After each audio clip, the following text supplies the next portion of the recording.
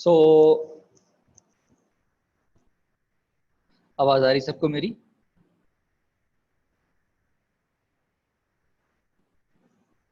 Okay. सो यहाँ पर बेटा अलजबरा का टॉपिक मैं शुरू कर रहा हूँ। अलजबरा के टॉपिक के अंदर आपसे रिक्वेस्ट है मेरी कि कुछ फॉर्मूले आप लोगों ने नोट करने होंगे, तो ज़रा काइंडली आप सब नोट कर लीजिए साथ साथ। ठीक है, मैं लिखता जा रहा हूँ, आप यहाँ पर नोट करते जाइए।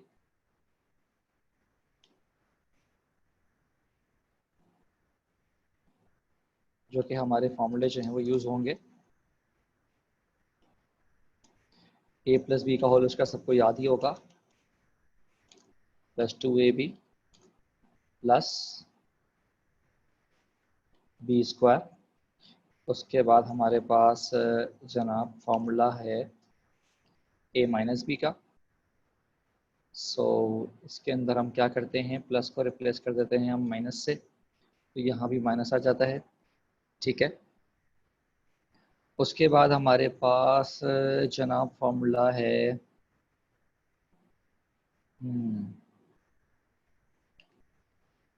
जनाब ए स्क्वायर माइनस बी स्क्वायर, जो आप सबको गालिबन शायद याद होगा। ये बराबर होता है जनाब ए प्लस बी इंटू ए माइनस बी।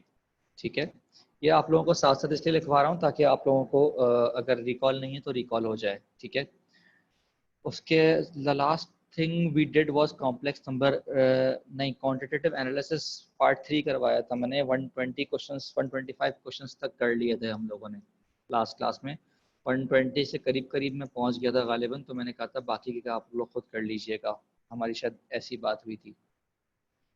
अच्छा जनाब, अब हमारे पास होता क्या है कि अगर हमें ए प्लस बी का होल क्यूब करना है, सो हम क्या करते हैं, हम इसको ब्रेक कर देते हैं। हम इसको ब्रेक करते हैं ए प्लस बी में।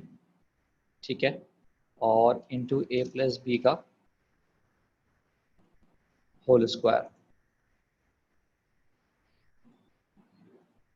ठीक है जी,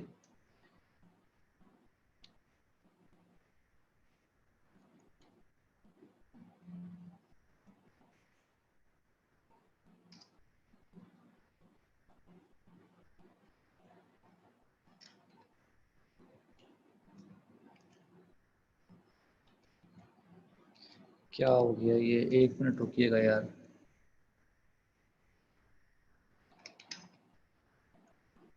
एक मिनट रुकिएगा बेटा।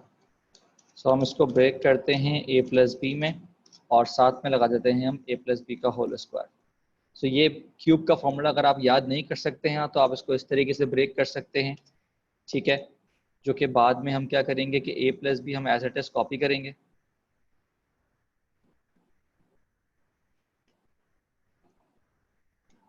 और साथ में जो हमें ए प्लस बी का होल स्क्वायर लिखना है वो हम ये लिख देंगे। सो इसके बाद अगर आप मल्टीप्लाई करना चाहें तो आप मल्टीप्लाई कर दीजिए। सो आपके पास फॉर्मूला मिल जाएगा। आपको फॉर्मूला क्या मिलेगा बताता हूँ मैं आपको। फॉर्मूला मिलेगा जनाब आपको A cube plus 3 A square B plus 3 A B square plus B cube. अब आपकी मर्जी है कि आपने ए प्लस बी का होल क्यूब याद करना है या आपने ये मेथड सॉल्व करना है। ठीक है, अब क्योंकि आप लोग मेडिकल के स्टूडेंट्स हो तो देख लो आपको किस तरह आसान होता है। मुझे फॉर्मूला याद है तो मैं तो डायरेक्ट यूज़ करता हूँ। अगर आपको याद नहीं है तो आप जो है वो इस तरीके से भी कर सकते हैं कि आप पूरा सॉल्व कर लें। अच्छा, अब इसकी एक और फॉर्म होती है जनाब कि आपने लिखा ए क्यूब प्लस बी क्यूब, और जो बीच वाला पोर्शन है उसमें से आप कॉमन निकाल लेते हैं 3ab। जब आप उसमें से 3ab कॉमन निकालते हैं तो देखें ये कितना लिखा हुआ है, ये लिखा हुआ है 3a स्क्वायर बी। जब इसमें से 3ab चला जाएगा तो यहाँ पर बचेगा a। ठीक है, और इसमें से चला जाएगा 3ab तो यहाँ पर सिर्फ क्या बचेगा, b। तो इस तरीके से भी आप फॉर्मूला याद कर सकते हैं। बात समझ में आ गई? सरिदा बतुल कह रही है you repeat the last one sir का, आई कांट हियर। कौन सा वाला पूछना है बेटा आपने?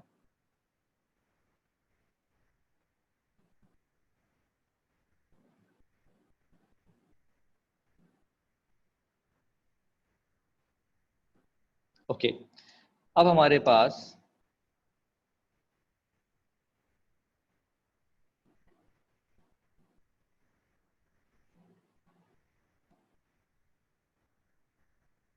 जनाब यही फॉर्मूला अगर मैं अब आपको बताऊं कि a minus P whole cube के लिए, तो आप क्या करेंगे, यहाँ माइनस लगाएंगे, यहाँ भी जनाब माइनस आएगा, यहाँ भी जनाब माइनस आ जाएगा, ठीक है।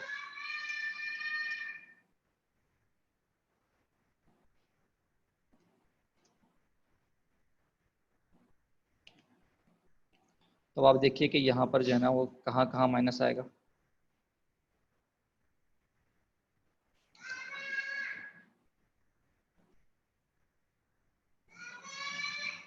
यहाँ पर आ जाएगा जनाब माइनस, यहाँ भी आ जाएगा माइनस, जिसकी वजह से यहाँ आएगा माइनस और यहाँ आएगा माइनस और यहाँ भी आ जाएगा माइनस, यहाँ भी आएगा माइनस और यहाँ भी आएगा माइनस।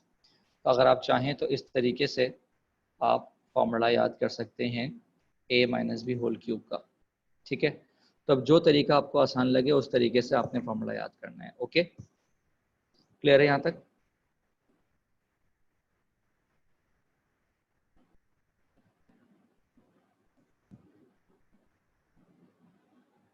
क्या इजी है आप लोगों के लिए, कौन सा मेरा ख्याल है मुझे ये फॉर्मूला आसान लगता है, मैं इस तरह याद करता हूँ, मुझे ये आसान लगता है।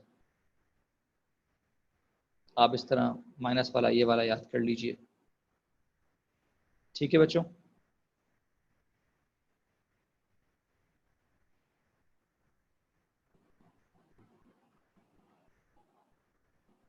जनाब हमारे पास एक और फॉर्मूला है, ए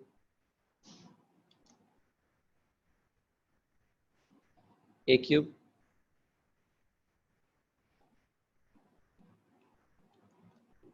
प्लस बी क्यूब। जनाब ये बराबर होता है A plus B into A square plus B square minus A B.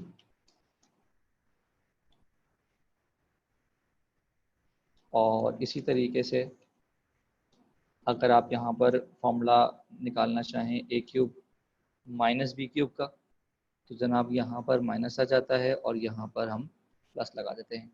तो जनाब ये 7 फार्मूले हैं जो कि आपको याद होने चाहिए अगर आप अलजबरा के क्वेश्चन सॉल्व करना चाहते हैं तो।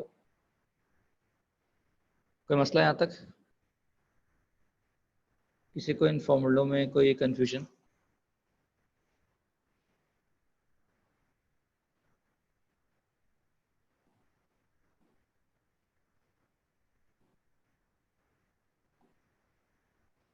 सबको याद रहेंगे यहाँ तक फॉर्मूले? ठीक है, बंद करूंगा ये फाइल।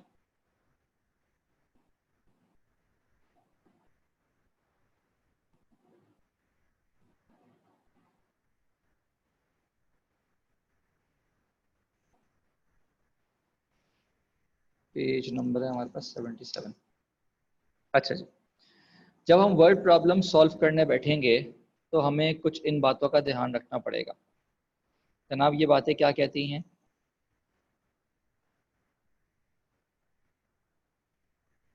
देखिए बेटा, कभी भी आपसे कहा जाए कि is, was, has, will be, किसी भी क्वेश्चन में आपसे कहा जाए कि भाई दिस इज या दिस हैज या दिस विल बी, तो आप याद रखें कि इसका मतलब जो है ना मैथमेटिकली जो है वो इक्वल्स का मतलब है। ये मैथमेटिकल ट्रांसलेशन बता रहा हूँ मैं आपको, ठीक है। जब आपसे कहा जाए कि भाई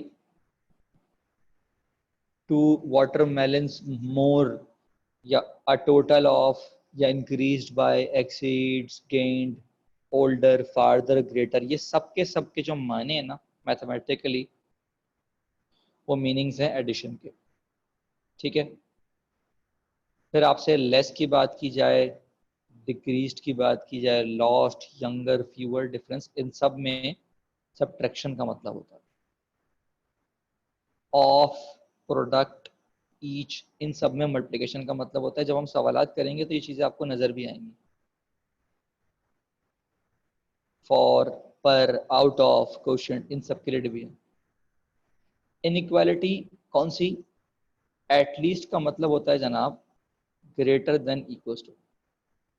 एटलीस्ट का मतलब होता है ग्रेटर देन इक्वल्स टू, क्योंकि एटलीस्ट में उर्दू में मतलब क्या होता है? कम से कम। भाई मिसाल के तौर पे अगर मैं आपसे कहूँ कि भाई हमें खाना खाने जाना है और आपने जना 1000 रुपये लेकर आने कम से कम, तो कम से कम 1000 रुपये का क्या मतलब है कि भाई 1000 रुपये मिनिमम है आपके पास। तो याद रखें कि एटलीस्ट में हमेशा जो है ना वो मिनिमम इज गिवन और मैक्सिमम जो है ना वो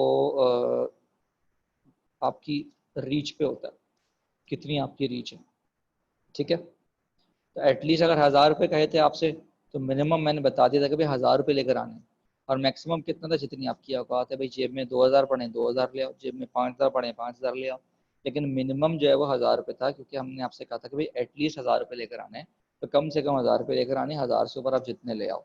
ठीक है, अब आ जाइए जनाब एट मोस्ट का केस। एट मोस्ट के केस में क्या होता है कि आप यूज करते हो less than equals to. At most की बेहतरीन एग्जांपल है भाई शादी का कार्ड। शादी के कार्ड पे लिखा हुआ आया ओनली 2 पर्सन। अब माशाल्लाह हम तो खैर 2 पर्सन के कार्ड पे पूरा पूरा खानदान चले जाता है। तो एट मोस्ट 2 पर्सन, तो एट मोस्ट 2 का मतलब है कि भाई बोल दिया कि 2 से ज़्यादा अफराद नहीं आना, तो मैक्सिमम जो है वो आपको बताए गए हैं 2 अफराद, और मिनिमम जो है फिर आपने अंदाज़ा लगाना है, फिर मिनिमम आपने अंदाज़ा लगाना है कि कितने होने चाहिए। तो मैक्स जो है वो गिवन होता है एट मोस्ट के केस में, और मिनिमम जो है इज आइदर 0 और 1। मिनिमम जो है उसमें कितना होता है? या तो 0 होता है या फिर 1 होता है। ये बात समझ में आ गई?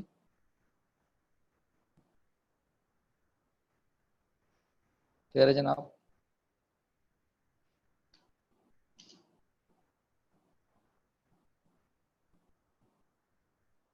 एट मोस्ट वाली बात समझ में आ गई? एट लीस्ट वाली बात समझ में आ गई?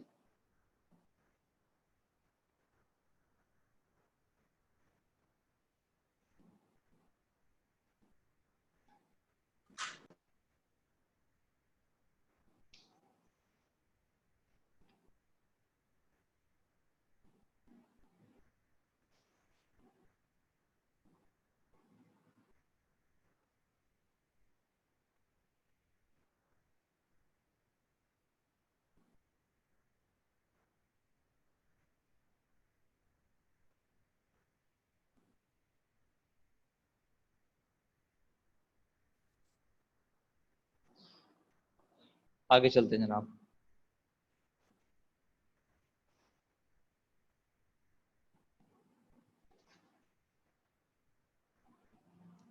अब ज़रा मैं आपको कुछ फंक्शंस की चीज़ें बता दूं।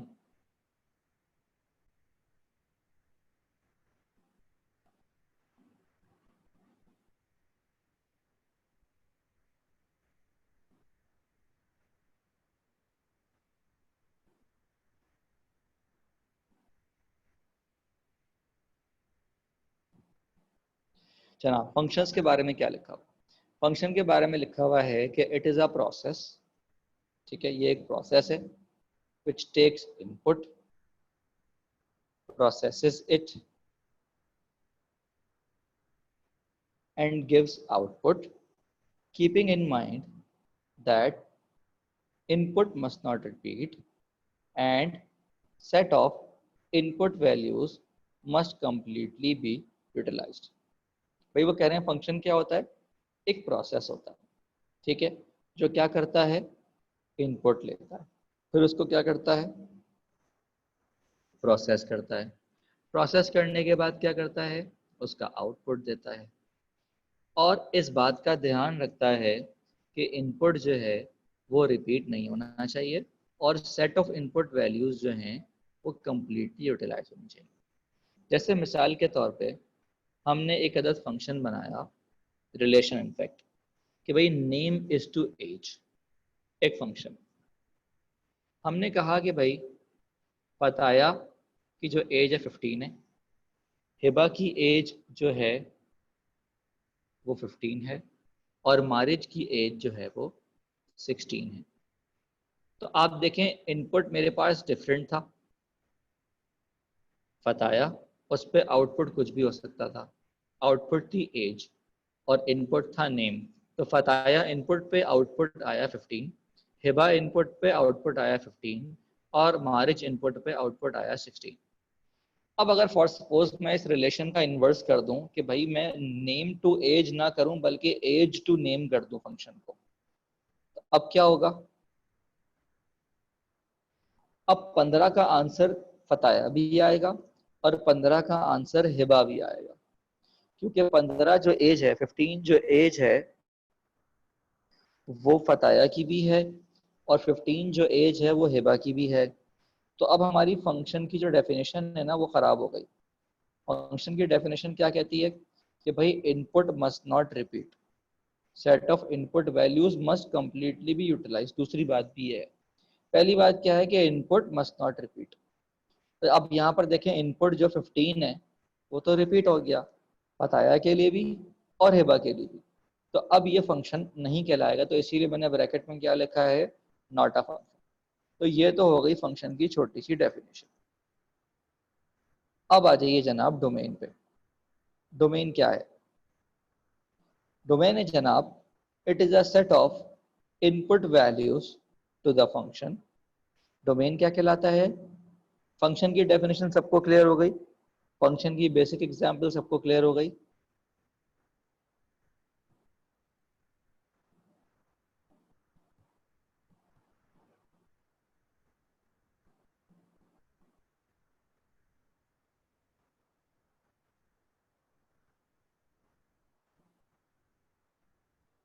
ओके, सो डोमेन क्या है बेटा? It is the set of input values to the function. Domain कहलाता है input values to the function, keeping in mind that output should not be other than a real number.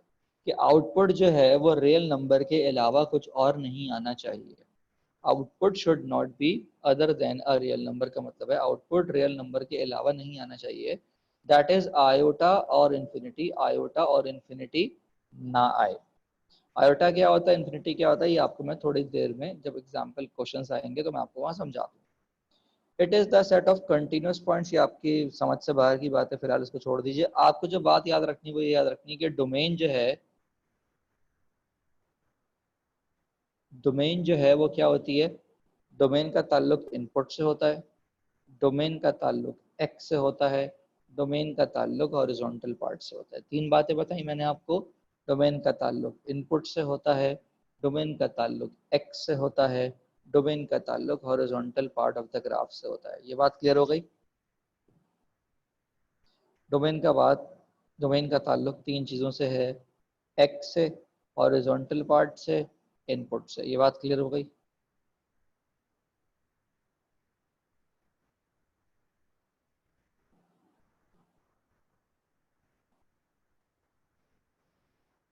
तो जनाब range का ताल्लुक क्या होगा? It is the set of output values from the function. तो range का ताल्लुक आउटपुट से होगा, वाई से होगा, vertical part of the graph से होगा। अब ये रेंज का ताल्लुक आउटपुट से होगा, वाई से होगा और vertical part of the graph से होगा। ठीक है, यहाँ तक बात समझ में आ गई? डोमेन क्या होता है और रेंज क्या होता है, बात समझ में आ गई?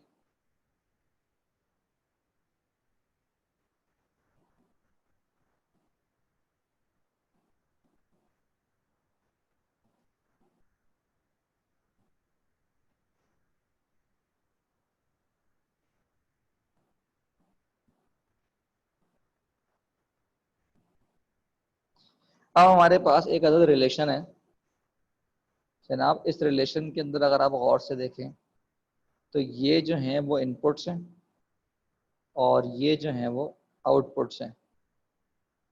तो देखें ए का इनपुट खाली पड़ा हुआ है, क्योंकि ए जो है वो किसी को भी यूटिलाइज नहीं कर रहा।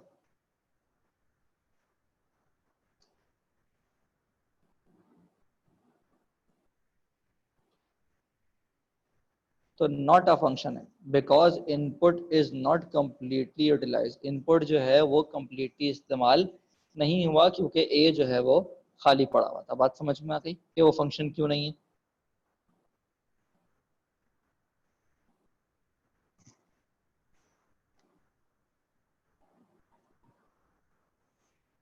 दूसरी एग्जाम्पल देखिए, दूसरी एग्जाम्पल में जनाब ए जा रहा है 1 पे, बी जा रहा है 3 पे, सी जा रहा है 1 पे और सी जा रहा है 2 पे। ये मैंने इसको ऐसे लिखा,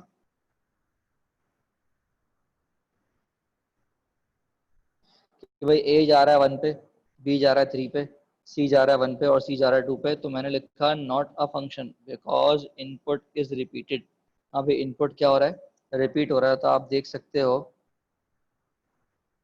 कि नॉट अ फंक्शन क्यों है, क्योंकि इनपुट जो है वो रिपीट हो रहा है।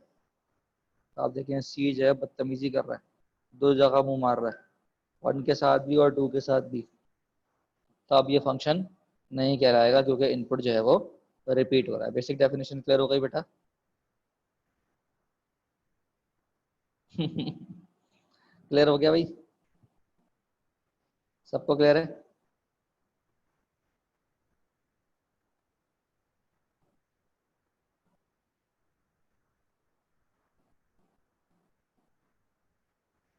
सर डोमेन रिपीट करते हैं बेटा। डोमेन कहते हैं एक्स को, डोमेन कहते हैं इनपुट को, डोमेन कहते हैं horizontal part of the graph को। तो देखो यहाँ पर जो एक्स है ना, वो क्या है? देखो तुम्हारे पास जो एक्स है वो है ए,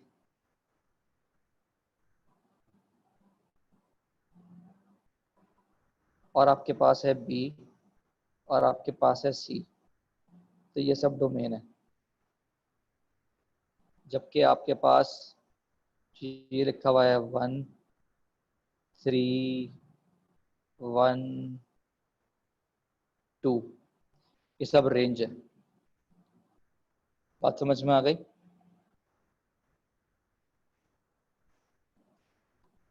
रेड वाले डोमेन है, ग्रीन वाले रेंज है। ठीक है।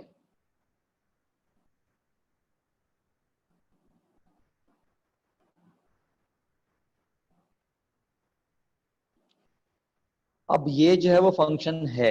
ये फंक्शन क्यों है? क्योंकि बेटा दोनों बातें पूरी हो रही हैं इसमें। ना तो इसमें इनपुट खाली पड़ा हुआ है, ठीक है, ना तो इसमें इनपुट खाली पड़ा हुआ है, ना तो इसमें जो है वो इनपुट डबल डबल आया हुआ है। तो ये फंक्शन है। बात समझ में आ गई सबको? ये फंक्शन क्यों है? सर कैन यू प्लीज, यार मैसेज जो है ना वो आप एवरीवन पे किया करें। आप इस पे करते हैं, मुझे मिलता नहीं है। एक सेकंड में देखूं किसी का मैसेज आया है।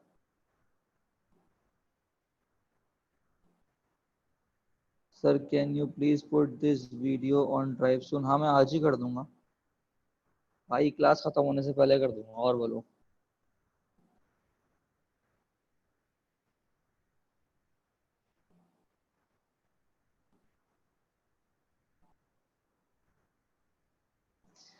यहाँ तक बात समझ में आ गई?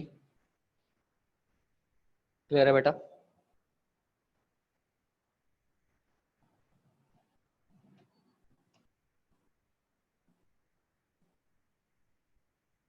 Range can be repeated. हाँ रेंज रिपीट कर सकती है, उससे कोई फर्क नहीं पड़ता। अच्छा बेटा, हमारे पास टाइप्स ऑफ रिलेशंस हैं।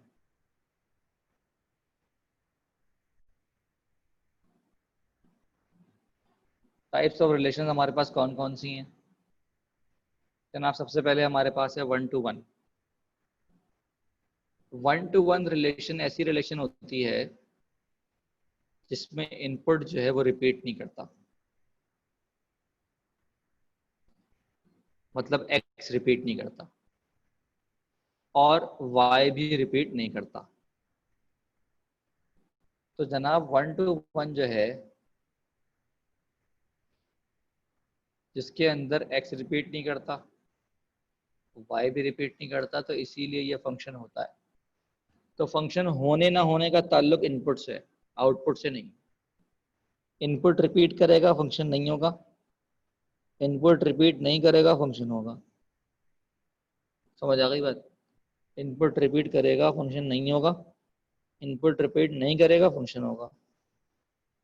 तो 1 to many का मतलब होता है, 1 to many रिलेशन का मतलब होता है कि x जो है वो रिपीट कर रहा है और y हो सकता है रिपीट करे, हो सकता है ना करे, तो ये फंक्शन नहीं होता। क्यों नहीं होता? क्योंकि इनपुट जो है वो रिपीट कर रहा होता है। तो इसकी एग्जांपल्स दूंगा अभी थोड़ी देर में। तो जब भी इनपुट रिपीट करेगा तो फंक्शन नहीं कहलाएगा। मैन्यू टू वन रिलेशन क्या होता है? जिसमें इनपुट जो है वो रिपीट नहीं करता लेकिन आउटपुट रिपीट करेगा।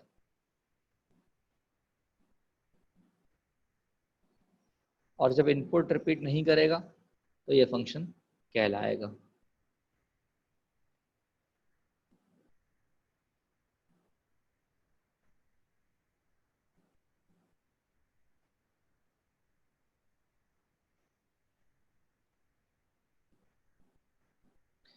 तो मीरान सलीम जो कह रहे थे रेंज कैन बी रिपीटेड, तो आप देख सकते हैं यहाँ लिखा हुआ है कि रेंज कैन बी रिपीटेड। ठीक है बेटा, एग्जाम्पल देता हूँ। जनाब R1 की एग्जाम्पल देखें।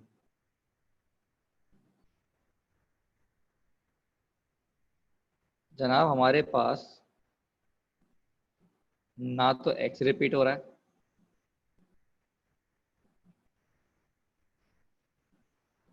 और ना ही y रिपीट हो रहा है। तो जब ना x रिपीट हो ना y रिपीट हो तो उसको हम क्या कहते हैं? One to one. बात समझ में आ गई है? एग्जाम्पल, पहली एग्जाम्पल क्लियर है सबको?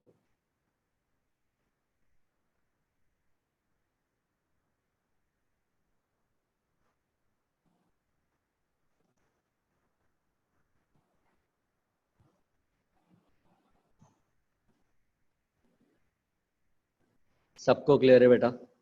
किसी को अनक्लियर है तो पूछ लो मुझसे। पहली एग्जाम्पल,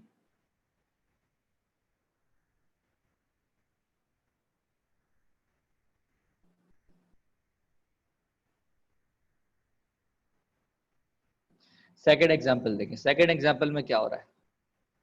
ए रिपीट कर रहा है भाई, A2 पे भी जा रहा है और A1 पे भी जा रहा है, मतलब x रिपीट कर रहा है। जब x रिपीट करता है तो हम उसको क्या कहते हैं? हम उसको कहते हैं वन टू मैन। ये बात समझ में आ गई?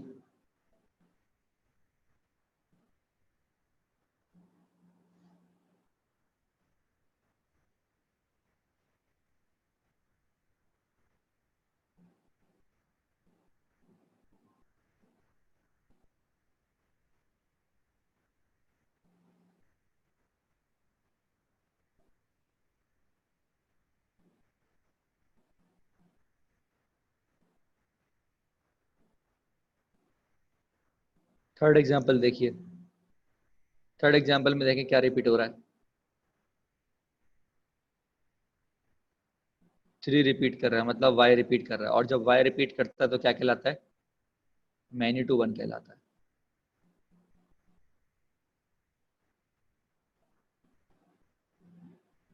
तो तीन किस्म की रिलेशन पढ़ाई मैंने आपको, one to one, one to many, many to one. Clear हो गई सबको ये?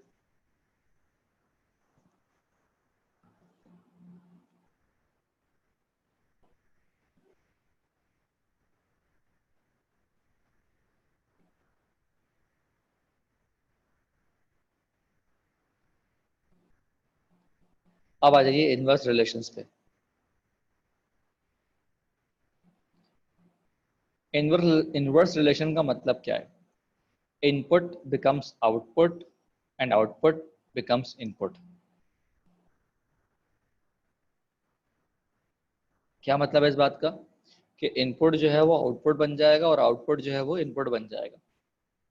इसका मतलब जब हम वन टू वन का इन्वर्स करेंगे तो हमें वन टू वन ही मिलेगा। जब हम वन टू मैनी का इन्वर्स करेंगे तो हमें मैनी टू वन मिलेगा।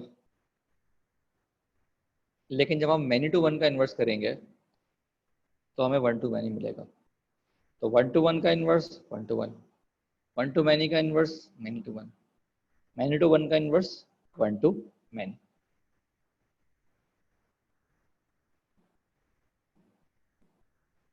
ये बात समझ में आ गई?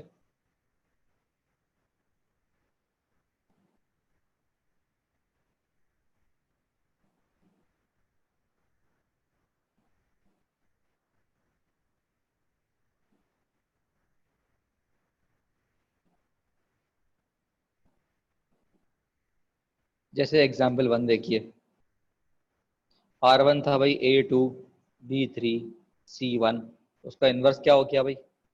2A 3B 1C। मतलब उठा के हमने पलट दिया इसको, जो A था उसको B कर, जो X था उसको Y कर दिया, और जो Y था उसको X कर दिया। तो इससे क्या हो जाता है? इन्वर्स हो जाता है। सर तो इन्वर्स रिलेशन माइनस क्यों लेते हैं इसमें?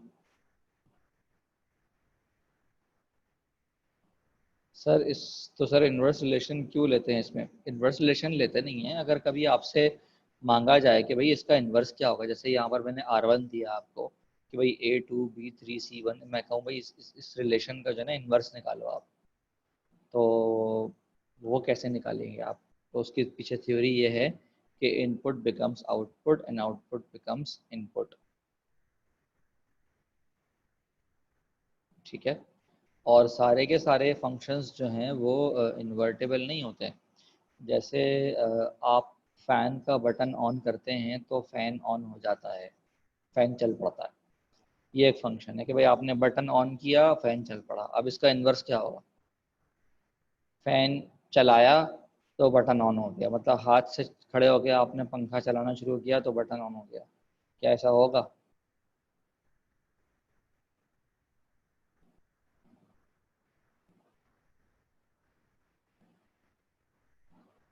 तो ऑब्वियस सी बात है सारे फंक्शंस इन्वर्टेबल नहीं होंगे। सही है।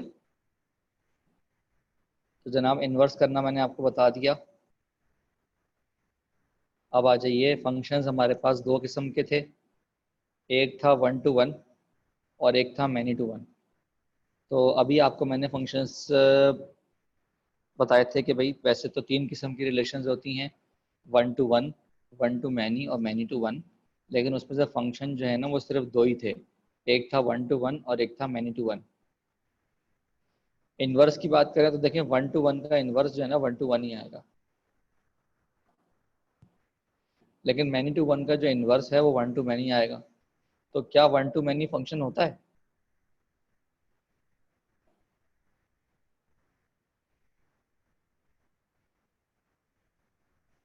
जब 1 to मैनी फंक्शन नहीं होता तो इसलिए उसको हमने क्या लिखा है? Non invertible. ठीक है।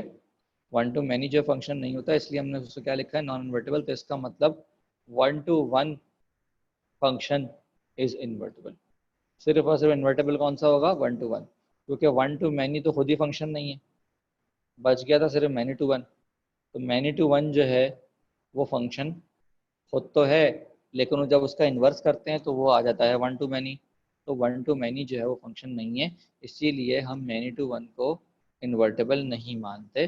हम सिर्फ और सिर्फ ये कहते हैं कि 1 to 1 जो है वो इन्वर्टेबल है। इन्वर्टेबल का मतलब है कि जिसका इन्वर्स निकाला जा सके।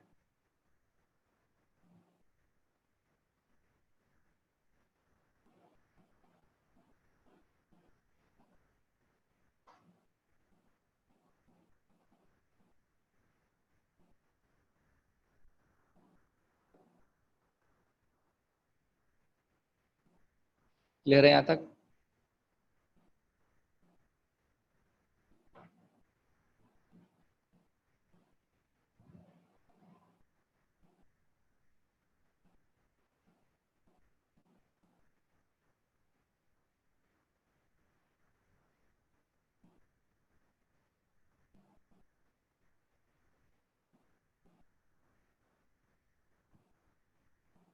सबको क्लियर है बेटा यहाँ तक?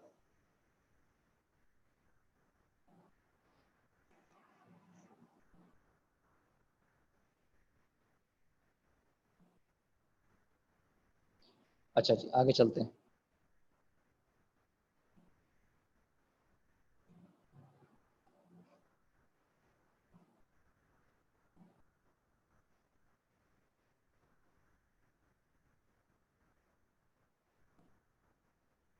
जनाब ये एग्जाम्पल कि देखें हमें एफ ऑफ एक्स दिया हुआ था x square minus 2x minus 3 और हमें फाइंड आउट करना था एफ ऑफ 1। तो अगर हमें एफ ऑफ 1 निकालना है तो हम एक्स को रिप्लेस कर देंगे 1 से। अगर हमें एफ ऑफ माइनस 1 निकालना है तो देखिए हमने एक्स को रिप्लेस कर दिया माइनस 1 से। इसी तरीके से एफ ऑफ 2, इसी तरीके से एफ ऑफ माइनस 2, इसी तरीके से एफ ऑफ 3 और इसी तरीके से एफ ऑफ माइनस 3 और फिर इसी तरीके से F of 0।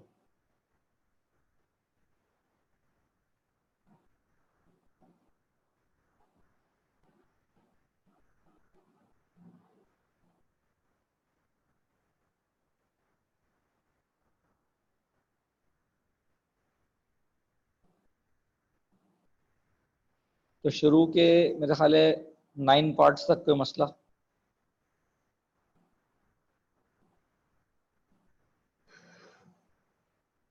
Can you please repeat? बेटा कुछ भी नहीं करना, जो भी x की वैल्यू है ब्रैकेट में वो x की जगह पर रिप्लेस कर दें। जो भी ब्रैकेट में लिखा हुआ है उसको x की जगह पर रिप्लेस कर दें। जो भी ब्रैकेट में लिखा हुआ है उसको x की जगह पर रिप्लेस कर दें। बात समझ में आ गई? अब आ जाइए जनाब क्वेश्चन नंबर 10 पे और 11 पे और 12 पे। देखें 10 में क्या निकालना था? 10 में निकालना था एफ ऑफ वाई। क्या मतलब है इस बात का? कि x को रिप्लेस करेगा y। तो आपके पास वैल्यू आ गई जनाब Y square minus 2y minus 3।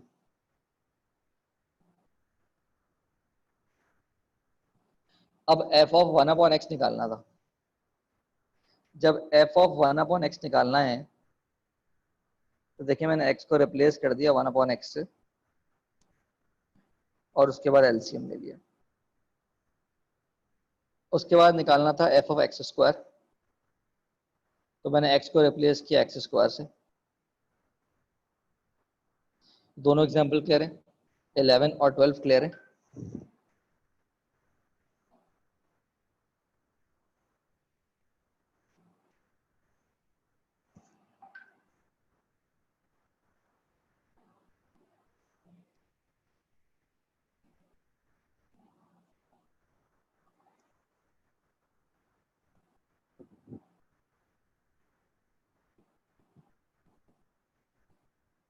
सबको क्लियर है 11 और 12?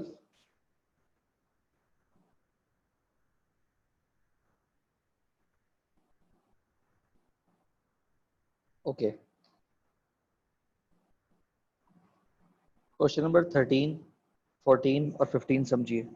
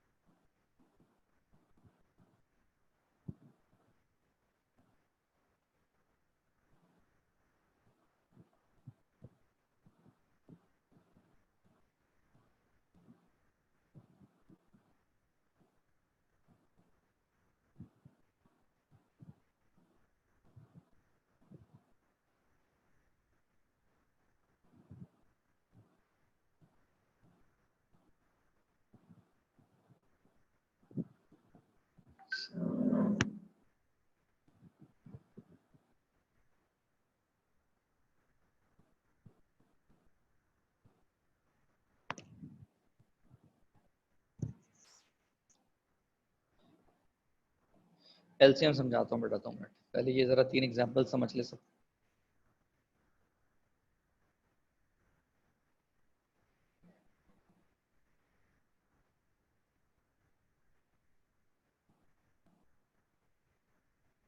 किसी को इन एग्जांपल से मसला है तो हाथ के हाथ पूछिए मुझसे।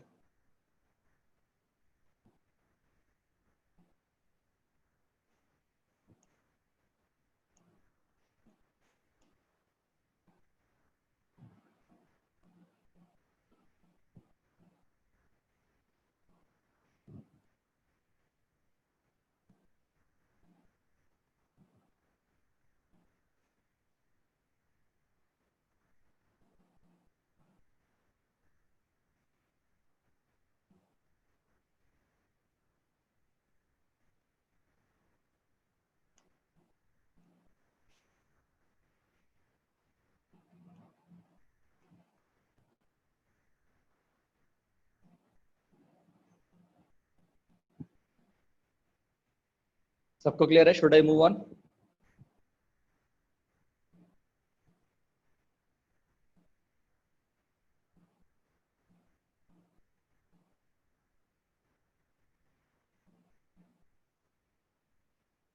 मुझसे एलसीएम पूछा था सफा ने।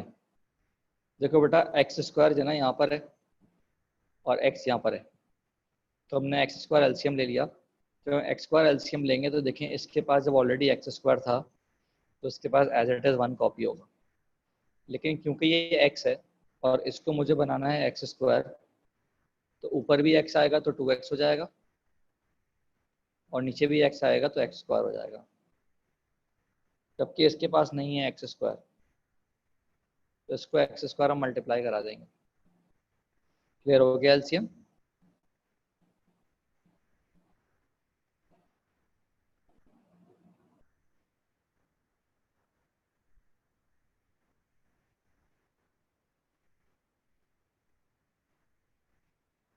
एलसीएम क्लियर है बेटा? सफा, वाई नॉट 2x²? 2x² इसलिए नहीं है क्योंकि यहाँ पहले से x है। इस x को मुझे x² बनाना है। अगर मुझे will the formula be given, कौन सा फॉर्मूला बेटा? पिज्जा कौन सा फॉर्मूला पूछ रहे हैं आप? अच्छा बेटा सफा, यहाँ पर x है, यहाँ पर x² है, तो x को अगर मुझे x² से बनाना है तो मैं यहाँ पर x से मल्टीप्लाई करूंगा और यहाँ भी x से मल्टीप्लाई करूंगा, तो ये 2x हो जाएगा और नीचे x² आ जाएगा। बात समझ में आ गई? ऑब्वियसली ऑब्वियसली फिजा दिया जाएगा क्वेश्चन में, ऑब्वियसली बात है, आपको x² माइनस 2x माइनस 3 या कोई भी फंक्शन आपको दिया जाएगा। ठीक है,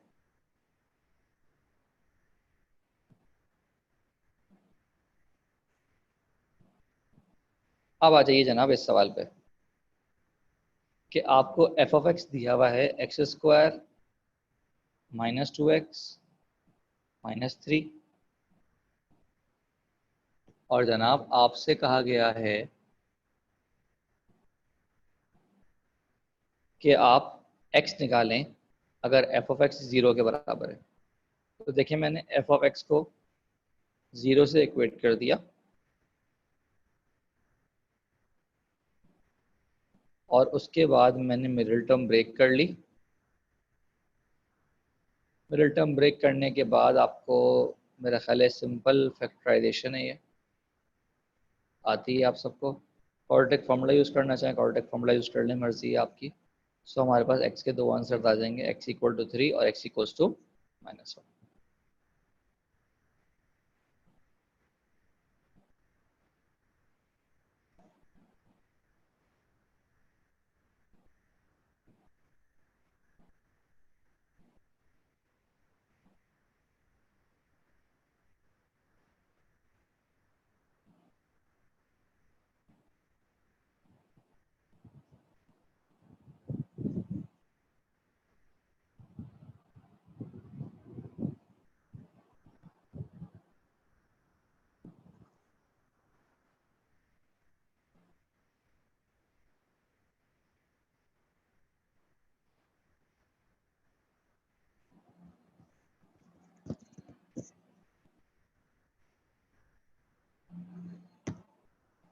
सफ़ा बेटा स्क्रॉल अप कह रही हैं आप, कहाँ पर जाना है? और ऊपर जाऊं?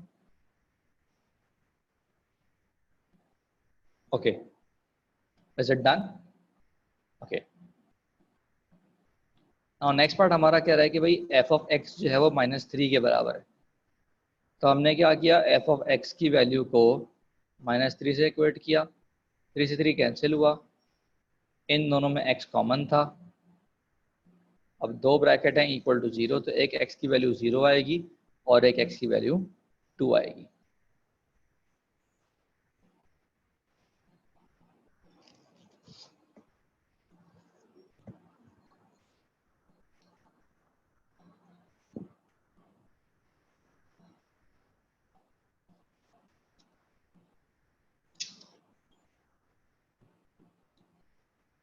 सर इस क्वेश्चन में इनपुट 2 आए हैं तो रिपीट हो रहे हैं? नहीं नहीं नहीं नहीं, ऐसा कुछ नहीं है। ये तो हम थ्योरेटिकल क्वेश्चन नहीं कर रहे। थ्योरेटिकल क्वेश्चन में ऐसा कुछ पूछेगा वो, तो फिर हम बताएंगे फंक्शन है नहीं है। अभी तो उन्होंने सिंपल एक्स निकालने को बोला है।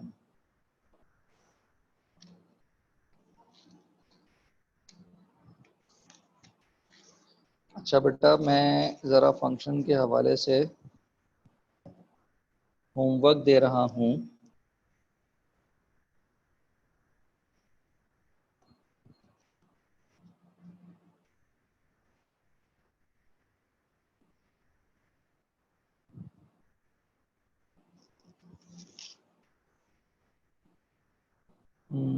कुछ चीज़ें रह गई हैं।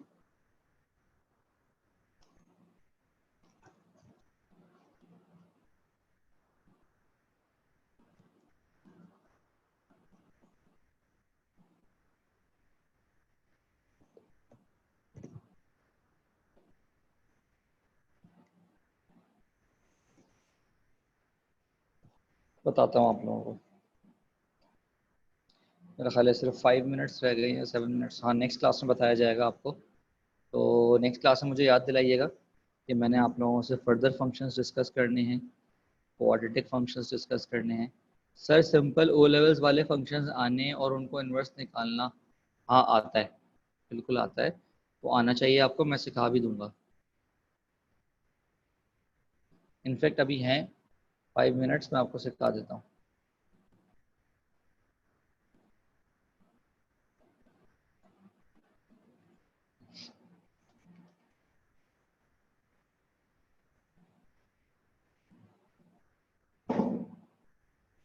मैंने आपसे कहा जनाब, if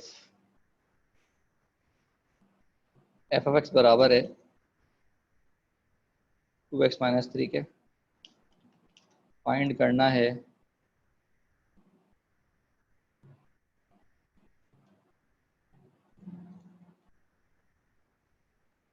F inverse of x. इसका तरीका ये होता है कि आप लेट कर लें y is equal to F of X की जगह 2x, तो ये हो जाएगा y is equal to 2x-3। उसके बाद यहाँ से आप x अलग कर लें। जब आप x अलग करेंगे तो ये आएगा जनाब y+3/2। अब देखें, अगर हमारे पास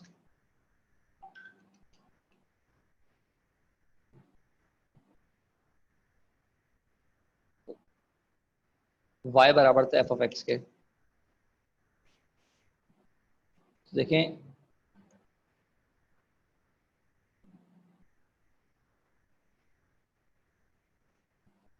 एफ इनवर्स ऑफ y जो है वो बराबर होता है x के। I don't understand at all. अच्छा, मैं समझा देता हूँ, बता रहा हूँ। देखो बेटा, क्वेश्चन था हमारे पास कि इफ एफ ऑफ एक्स बराबर है 2x-3 के, आपको फाइंड करना है F inverse of x. Question समझ में आ गया? क्वेश्चन में क्या करना है?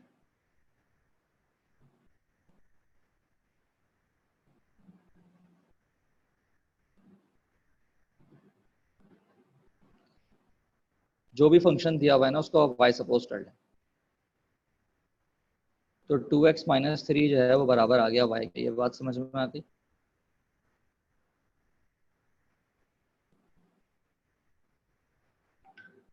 अब यहाँ से x को सेपरेट कर लें,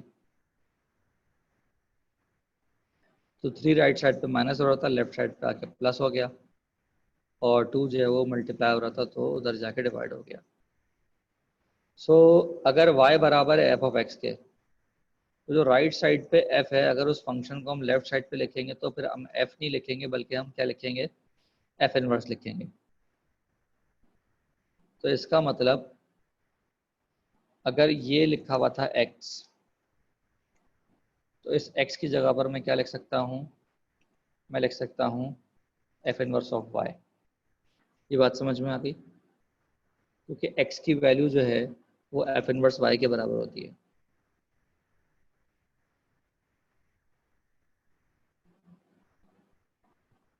यहाँ तक बात समझ में आ गई?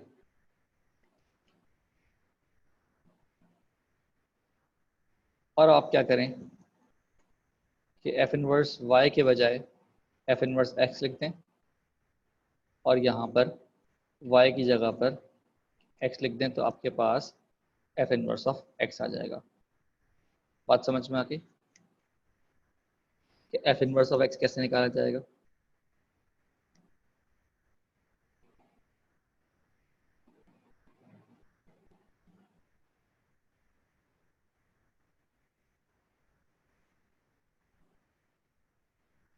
सबको क्लियर हो गया? रिपीट, जो भी आपको एफ ऑफ एक्स दिया जाए, अगर आपको इन्वर्स निकालना हो तो आप उसको वाई सपोज कर लें। जो भी आपको फंक्शन दिया हुआ है उसको हमने वाई सपोज कर लिया, एक्स को सेपरेट कर लिया। अगर y बराबर है एफ ऑफ एक्स के तो x बराबर है एफ इनवर्स ऑफ y के। तो जहाँ x लिखा हुआ था वहाँ हमने एफ इनवर्स ऑफ y लिख दिया, और फिर हमने जहाँ y लिखा हुआ था वहाँ x लिख दिया, जहाँ y लिखा हुआ था वहाँ x लिख दिया, जिससे हमें मिल गया एफ इनवर्स ऑफ x। बात समझ में आ गई?